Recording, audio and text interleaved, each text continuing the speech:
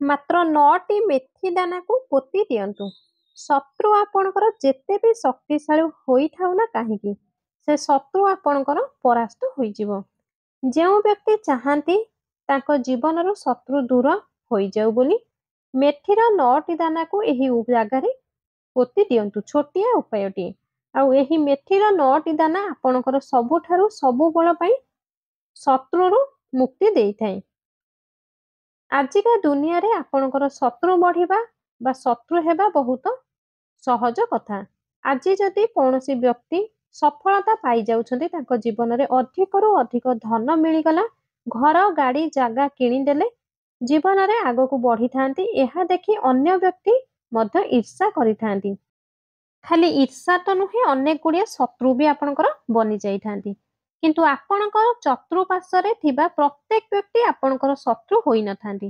ସବୁ ଲୋକ ଚାହିଁ ନଥାନ୍ତି କି ଆପଣଙ୍କର ଧନହାନି ହେଉ, ଧନଜନିତ ସମସ୍ୟା ବଢୁ ବୋଲି। କିନ୍ତୁ କିଛି ଲୋକ ଏମିତି ଥାନ୍ତି ଯାହାକି ଆପଣଙ୍କୁ ଆପଣଙ୍କ ଜୀବନରେ ଆଗକୁ ବଢିବା ଦ୍ୱାରା ଆପଣଙ୍କ ଦେଖି ଆପଣଙ୍କୁ ଈର୍ଷା କରିଥାନ୍ତି ବା ଜଳିଥାନ୍ତି।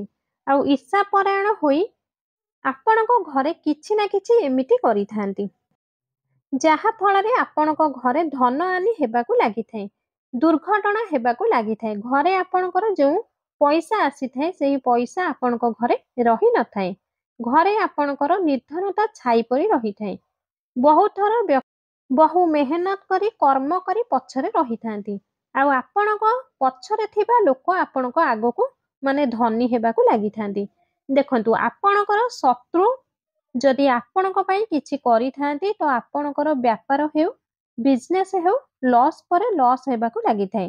ଆଉ ଆପଣଙ୍କର ଶତ୍ରୁ ଯଦି କିଛି କରିଥାନ୍ତି, ତେବେ ଆପଣଙ୍କର ବ୍ୟାପାରରେ, ଆପଣଙ୍କୁ ବିଜନେସରେ ଘାଟା ହବ ହିଁ ହବ। ତ ଏହିଭଳି କ୍ଷେତ୍ରରେ ଆପଣଙ୍କ ଶତ୍ରୁ ଠାରୁ ବଞ୍ଚିବା ପାଇଁ, ଶତ୍ରୁକୁ ପରାସ୍ତ କରିବା ପାଇଁ, ଯାହା ଫଳରେ ବି ଶତ୍ରୁ ଆପଣଙ୍କର କିଛି ବି ବିଗାଡ଼ି ନ ପାରୁ, ସେଥିପାଇଁ ମେଥି ଦାନା ଦ୍ୱାରା ଉପାୟଟିଏ କରନ୍ତୁ। ଆଉ ଏହି ଉପାୟଟିକୁ ବହୁତ ହିଁ ସରଳ ଉପାୟଟିଏ, ଆଉ ବହୁତ ଉତ୍ତମ ଉପାୟଟିଏ। ଆଉ ସବୁଠାରୁ ବଡ଼ କଥା ଏହା ଯେ ଏହି ଉପାୟକୁ ଆପଣ କିପରି କରିବେ, ଆପଣମାନଙ୍କୁ ଜଣାଇବାକୁ ଚାହିଁବୁ। ଏହି ଉପାୟଟି ଆପଣ କୌଣସି ବି ଦିନ କରିପାରିବେ। ଆଉ ଏହି ଉପାୟକୁ ଉଭୟ ପୁରୁଷ ଏବଂ ମହିଳାମାନେ କରିପାରିବେ। ଆଉ ଏହି ଉପାୟକୁ ଆପଣ ସନ୍ଧ୍ୟା ସମୟରେ କରିବେ। ସୂର୍ଯ୍ୟାସ୍ତ ପରେ ଆପଣଙ୍କ ଘରେ ବସି ଏହି ଉପାୟଟିକୁ କରିବାକୁ ପଡ଼ିବ। ଶନିବାର ଆଉ ମଙ୍ଗଳବାର, ଏହି 2ଟି ଦିନ ଏହି ଉପାୟ ପାଇଁ ବହୁତ ଉତ୍ତମ ଆଉ ସର୍ବଶ୍ରେଷ୍ଠ ଦିନଟିଏ ହୋଇଥାଏ।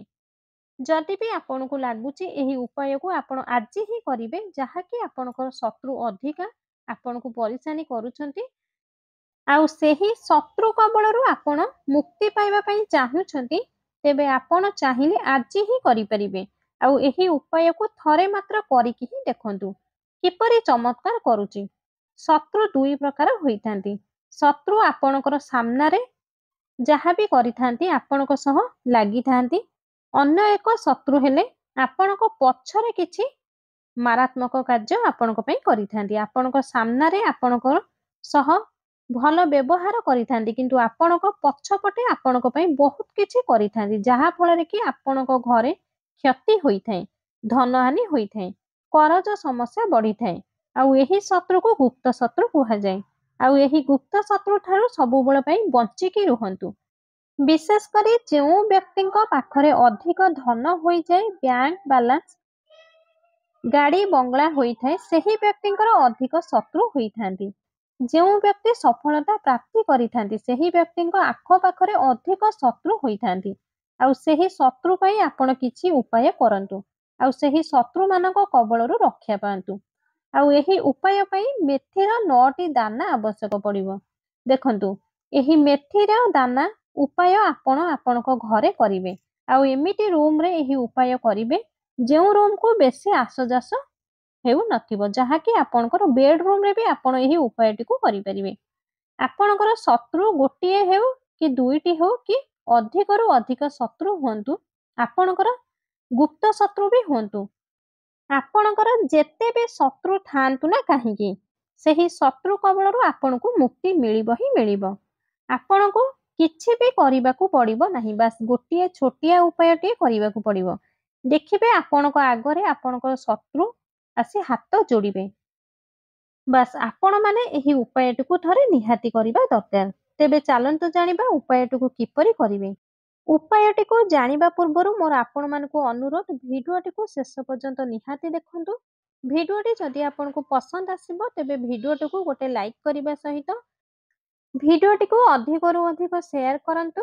ଆମ ଚ୍ୟାନେଲରେ ଯଦି ଆପଣମାନେ ନୂଆ ଅଛନ୍ତି, ଚ୍ୟାନେଲଟିକୁ ସବସ୍କ୍ରାଇବ୍ କରିନାହାନ୍ତି, ତାହେଲେ ଏବେ ହିଁ ଚ୍ୟାନେଲଟିକୁ ସବସ୍କ୍ରାଇବ୍ କରି ପାଖରେ ଥିବା ବେଲ୍ ଆଇକନଟିକୁ ଦବେଇ ଦିଅନ୍ତୁ।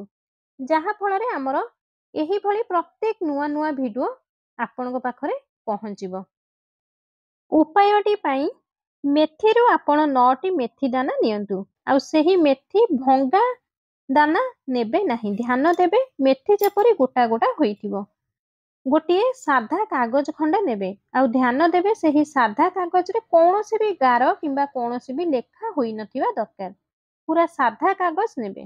ଆଉ ଗୋଟିଏ କଳା ରଙ୍ଗର ପେନ୍ ନେବେ। କଳା ରଙ୍ଗର ସ୍କେଚ୍ ପେନ୍ ବି ଆପଣମାନେ ନେଇପାରିବେ। ଏହାପରେ ସନ୍ଧ୍ୟା ସମୟରେ ଆପଣଙ୍କର କୌଣସି ବି ସୁନସାନ ରୁମରେ ଯାଇ ବସି ପଡ଼ିବେ। ଆଉ ସେହି ସାଧା କାଗଜରେ ସେହି କଳା ପେନ୍ରେ ଶତ୍ରୁ ବୋଲି ଲେଖି ନେବେ।